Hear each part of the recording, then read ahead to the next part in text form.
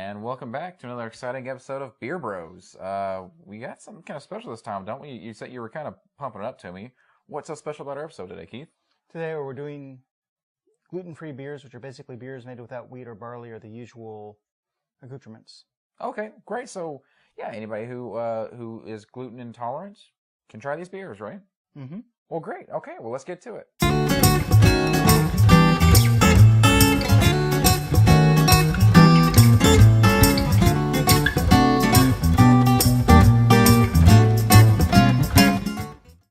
All right, so the first beer today, what do we have, Keith? What is it? That's gluten-free, and it's supposed to taste delicious. It is... It didn't say taste delicious. I don't know what they're going to taste like. well, I imagine I'm sure they do. Yes, but, you know... First we have Bards, which is a sorghum malt beer. Sorghum malt beer. What does sorghum mean? Sorghum is a type of grain that does not have gluten. I thought I was going to stump it. That was pretty good. So that was a better answer than I was expecting. Okay. There we go. Come on, Knuckles. All right, so thank you, sir. Appreciate that. Bards. Do we know where it's from? Where Bards is from? No, and I don't have my glasses. Here, why don't you pour that one, and I'll look at there, and I'll tell you. Smells reminds me of our Cooper's mix that we did when our and now you have. So let me say it. So remember our first brew that we did together was Cooper's from Australia. And that's what it kind of smells like to me. Okay. Beer made from sorghum, brewed and bottled by a Bards Tail Beer Company, Utica, New York. Okay. So New Yorkers can't handle their gluten. So it's very clear, once again, effervescent, which is I think our new favorite word. Yeah. Word of the day, effervescent. Mm-hmm. So cheers. Yeah. I don't get much scent at all. It's kind of a half mildewy type scent is what I'm picking up on the nose, but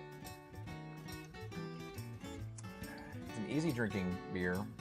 Doesn't necessarily mean it's like my favorite or the tastiest that I've ever had, but Tastes very light. Very light. Yeah, it kind of tastes like a big brand, a little bit. You know, I'll give it a little bit a step up above big brand, but it's not full flavored. Like we like traditionally with our regular beers, heavier and malty and rye and stuff like that. Right. So, but it's not a bad beer. It's not the worst, and it's a good alternative. If I know somebody, Chloe. I'll introduce her to this episode for gluten-free beverages. So she has gluten intolerance. So not horrible. Okay. That's the best I'm gonna say. I'm gonna open this one. We have Redbridge gluten-free sorghum beer made by Anheuser-Busch.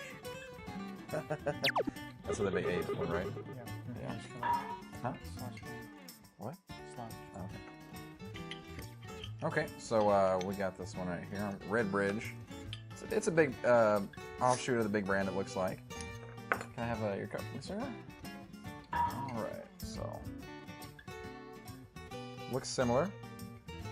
Maybe a tiny bit darker in the color, but not too much. Once again, clear and somewhat effervescent. Mm-hmm. Not a head as one would expect from a traditional. Yeah, very little bit. It'll dissolve pretty quickly though. Yeah. So cheers there. Oh, that smells a little nicer though. To me, to my nose. Yeah, like a cleaner. Yeah, cleaner smell. All right, well, cheers and go.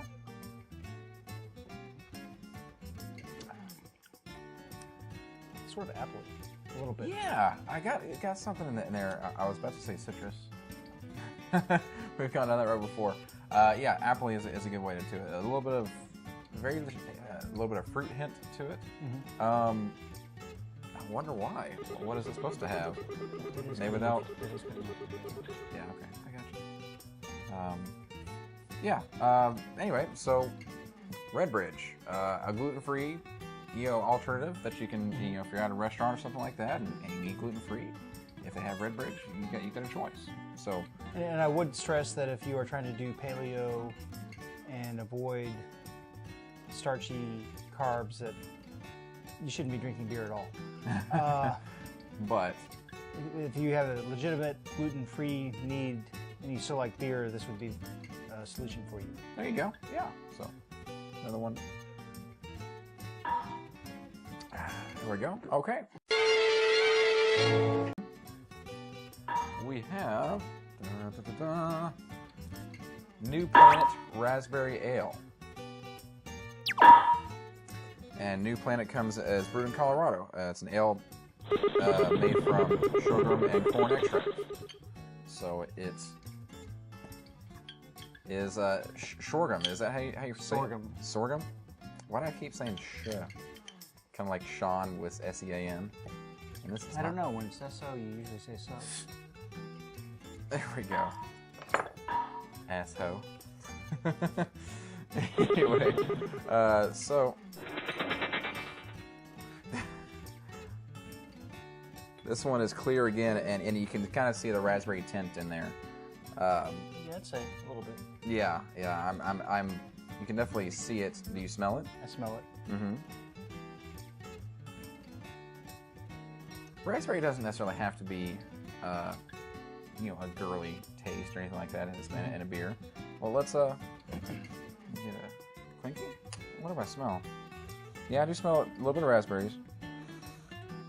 It has that cleaner smell again. Very clear. It doesn't have none of these have a very beer taste, very beer-like taste. Yeah.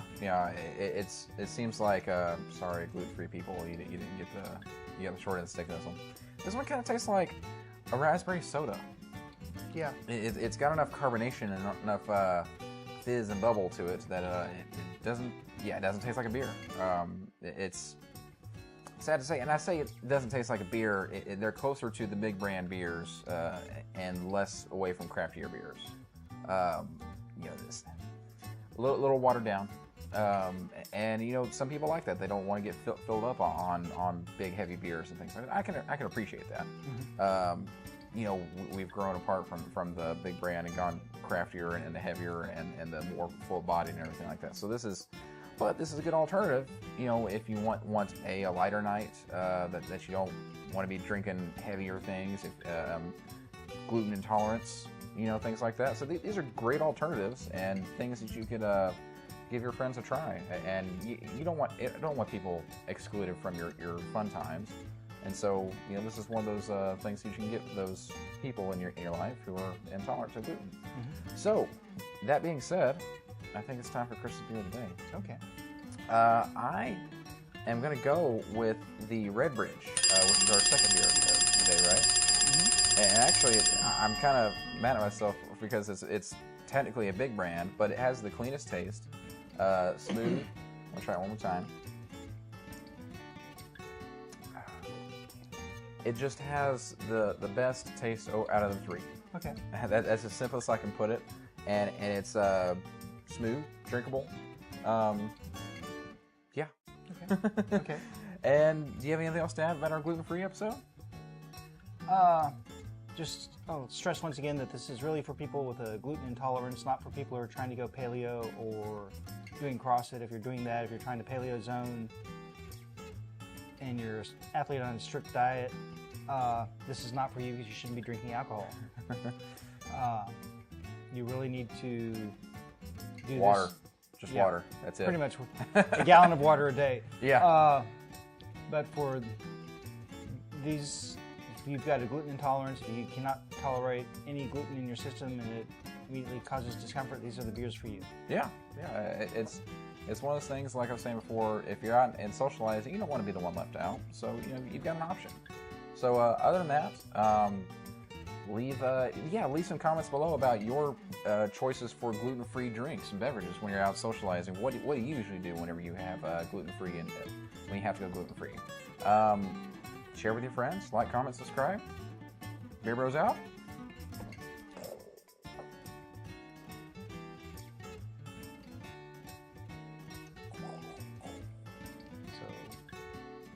I don't think I was totally cut off because you can see my hand right here and I was sitting like this. Okay. So it just looks like I think it's just whatever this is right here. But it was close.